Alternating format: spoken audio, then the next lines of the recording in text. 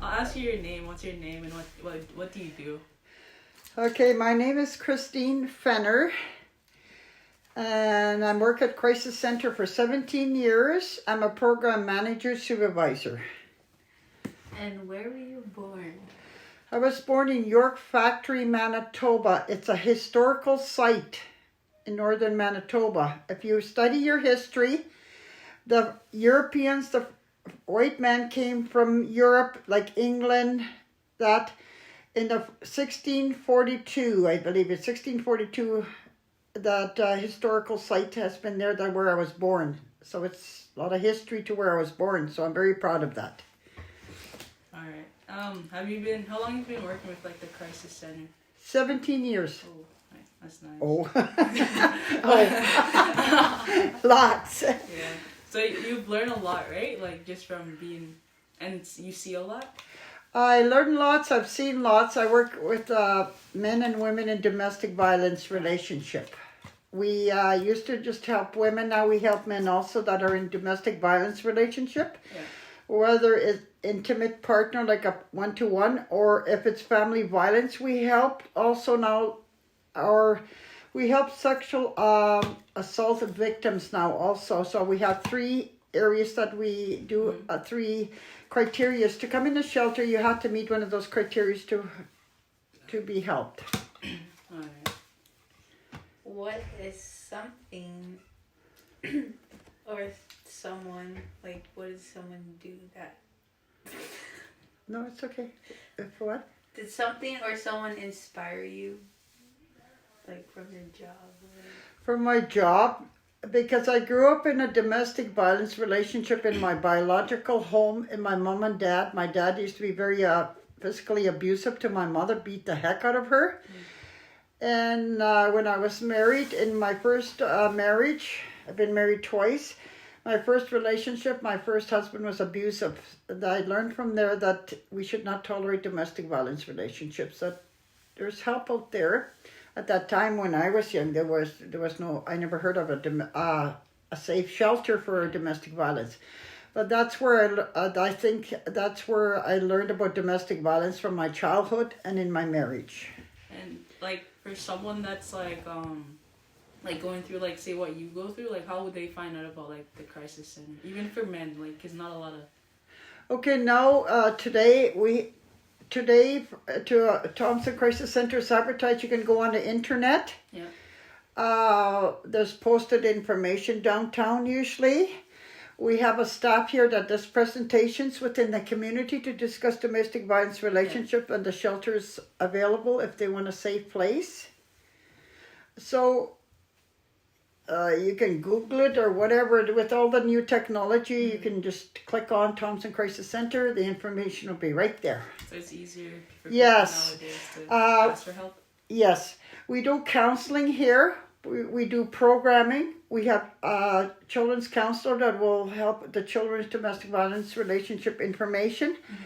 We go out in the community to teach local people about domestic violence. We have a worker downstairs. She goes out to teach, whether it's in schools, AFM, wherever she's requested to go. So it's available. What advice would you give the people that stay here? That stay here? Mm-hmm. It's always a person's choice to go back to domestic violence relationship if they've been in abusive, but it's their choice. While they're here in a shelter, we teach them information about domestic violence, how it can affect the woman or the man, plus their family, their children gets affected by domestic violence because they carry that behavior to the next generation if they live it. Mm-hmm. So for me, I would suggest that when they learn that information, they should think about it. Maybe the positive things, they should apply it in their lives, is my advice. And not to continue the abusive relationship, because it's not a safe thing.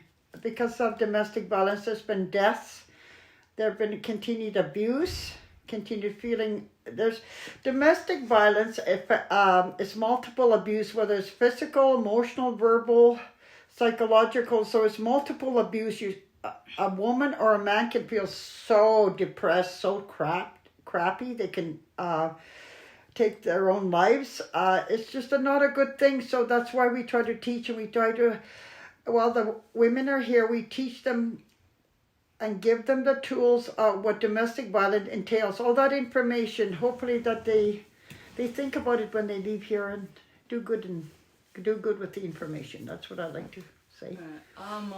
So like, what's like a typical work day for you, or like a week? Do you stay in the field, or is it like just working from like your office or something? I work here because of my role as a supervisor. I work with the staff directly. I'm not totally directly involved with the clients now because I'm not a counselor. First 5 years I was a counselor here, yeah.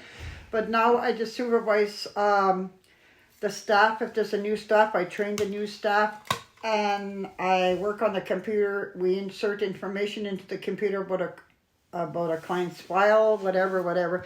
So I do a lot of supervising, but I make sure that we are teaching what we're supposed to teach. That's my main goal, I think, is to make sure we teach women and men the information, that they have this knowledge to do better in life.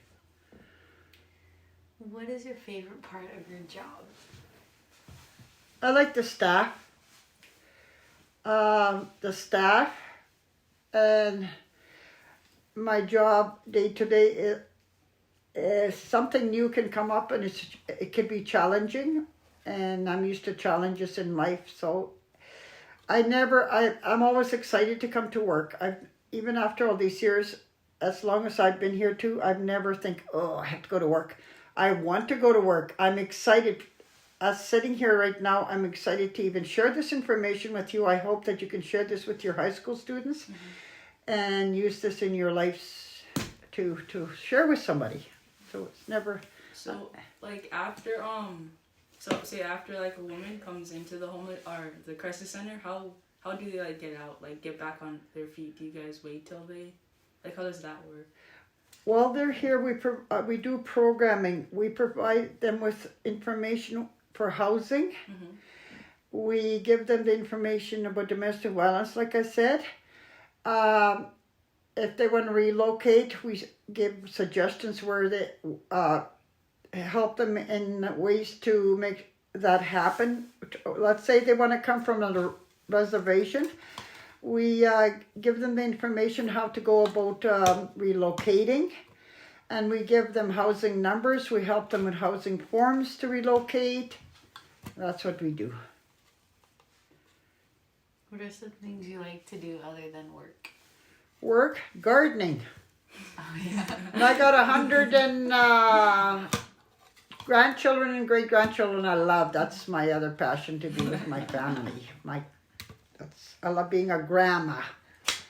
And I love gardening in the summertime. I love the nature very much.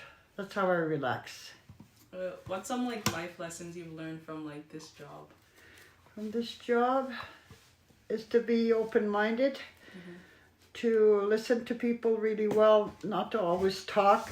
Let people express their opinions on what they think and how they feel. That's really important with this job.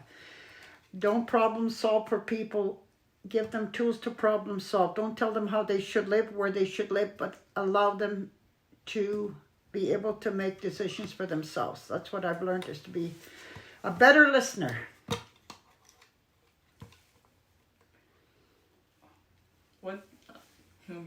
What impact have you made on the community? What? Impact have you made on the community? For me, I'm a positive role model. I live a healthy lifestyle. I believe being a good role model is important. When you walk the talk is my belief. Don't say things that you don't mean. If you're going to say, I'm going to help people in that field, make sure that you're not in a domestic violence relationship yourself. And whatever I know, I share that knowledge with young people especially, and anybody that comes in my path. I share the knowledge, whatever I have. I try to be the positive role model and think positive, try to talk positive and believe in people to be positive. That's who I am. I'm very proud First Nation woman. If your topic's on Indigenous And that's something that I've learned to have pride in who I am, that I'm successful in what I do in life because I believed in myself. You have to believe in yourself, that you're able to do what you can, and share the knowledge that you have. Whatever you're taught in life, whether you're young or old, pass that knowledge on to somebody else. If you know about domestic violence, if you see a friend get beaten up all the time, a high school buddy, like she's in an abusive relationship, go what you will learn about domestic violence. It's not acceptable, it's not good, it's not right. Share with them that there's a place that they can come for help. Yeah. We have a children's counselor here. She does youth domestic violence counseling. So if you know anybody, we are more than willing to. I'll give you a pamphlet after if I can find one here. And how many women and like men do you guys like get in contact with or come forth about their problems? It varies month to month. Depends who calls, where they call from. We're always available whenever they need. I can't really answer that one. Yeah. Because it varies month to month. Right now, because of COVID, we're not having as many clients directly, but they do call us. We talk on the phone. We do counseling by phone. We still do direct counseling here, but you have to wear a mask, do all the COVID safety things. And how does someone, do they just call you guys and then Yes. come? What happens was we have crisis lines, telephone numbers. They will call here, and we answer Thompson Crisis Center. And then they'll say, "Can you help me?" or "I need some help," or whatever. We will do an assessment on the phone. That means the staff will talk to the person that's calling, and they'll share their information. We call them callers. They'll share their information. We do assessment by listening to see if they meet the criteria. Meet the criteria means are we able to help them? 3 criteria, like I said, they have to be in an intimate relationship with somebody, one-to-one, or family violence. Let's say a grandpa is beating up his 30-year-old daughter, a 7-year-old is beating up his 30-year-old, that's family violence. Or if they've been sexually assaulted, it's a new it's come about over the last 2 or 3 years, I believe. If they've been sexually assaulted, we will help them. Mm-hmm. But it starts with a call. Staff picks it up, listens well on the phone, do an assessment by asking questions and listening to that caller. And your phone is, if people wanted to phone, like, do you guys have hours? We're open 24/7. We're always open. Nighttime, daytime, whatever. We're never closed. So there's a staff always answers the phone here. We're never closed. That's good. Okay. And like I said, take this back to the high school if anybody needs information or wants like I said, we have an outreach worker. She's willing to go out there and share the information, but not as much now because you can't have groups and a lot of people in place. But in the future, we do have, we can provide some written information for high school students to learn. Mm-hmm. But the cycle won't stop until each individual works on it and stops the cycle. It continues but they don't know how to stop it sometimes if they don't know the information. But I hope that you carry this. But it's serious information. It's serious. It's life and death matter. When we pick up the phone, somebody can say somebody's got a gun to my head. So it's how you react, how you respond to whoever's talking. It's really important too. But I'm thankful that you two came, and thank you for interviewing and wanting to share that with your class. No problem.